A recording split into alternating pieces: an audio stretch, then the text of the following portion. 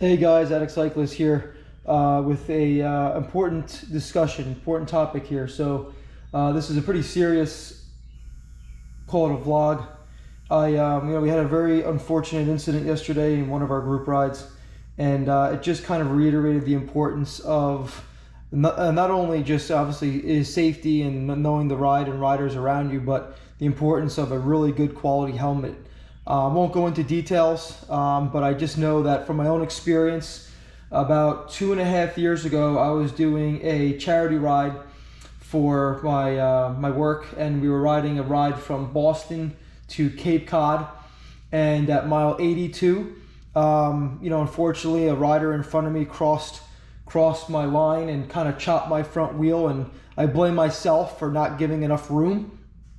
Yes, the rider in front of me was not holding their line, or a little bit to the side of me, came across the wheel rather quickly, so I really couldn't make too many adjustments because we were in a tight pack. Mile 82, we were in the lead pack. Christian Van de Velde, George Hinkeby, they were kind of leading our group, so we were moving along. But what happened was, once my front wheel got chopped, the story goes you go down. In this case, I went down head first at about 25 miles an hour. I was wearing a Casque Proton, and that helmet saved my life.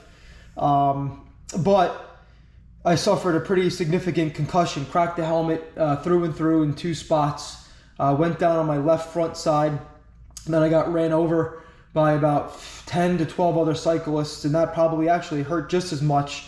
Thank God my face and my chest wasn't towards the field behind me, otherwise I would have suffered some broken ribs, possibly punctured lungs, and the stuff that comes along with getting kind of run over in the frontal area of your body. But ever since then, all of my helmets have MIPS in it, and not that it's going to make a massive difference, but any difference is going to be important to reduce that rotational force, obviously when your head hits the ground. So I just want to review the two helmets that I use, and unfortunately I don't use my Giro Aether enough because it isn't, quote, an aero helmet, but this helmet is very special, right? It has what they call spherical MIPS. So the helmet is in two shells, right?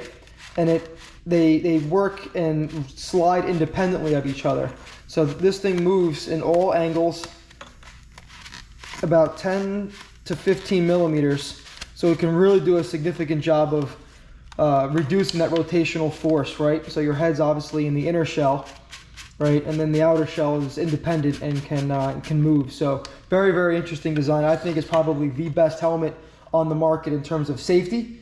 That's my opinion. I do not have any tests for that. But you can see inside there's some elastomer that allows the helmet to kind of, have some free movement in it.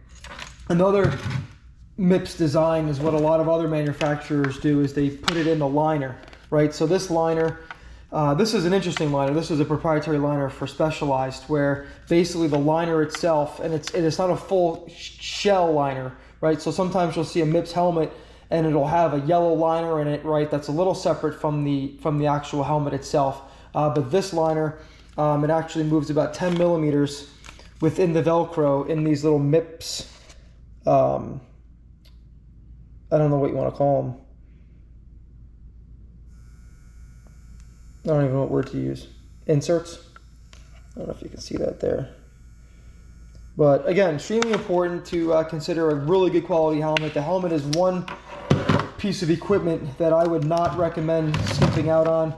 This Giro retailed for about $325 or $350. And the S-Works Evade 2 was, I think, around $250, $275 when I bought it.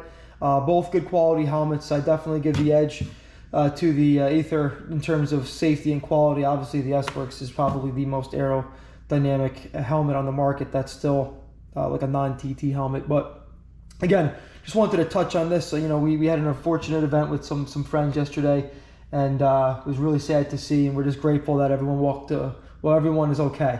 But I think, the importance of a helmet is very important, especially when you're going 25, 30 miles an hour. This is the only thing that's keeping you from dying. So I just wanted to touch on that. As it's been something that's been on my mind these past 24 hours. I can't stop thinking about what happened yesterday. So I just wanted to share this with you, and the importance of not only my own experience, which is the driver of MIPS, but obviously ones that I've seen elsewhere, whether it's a crash and a crit, whether it's in a group ride. I've seen it all. So just wanted to touch on that. If you have any questions, please feel free to put some in the comments, and appreciate it. Thanks. Be well.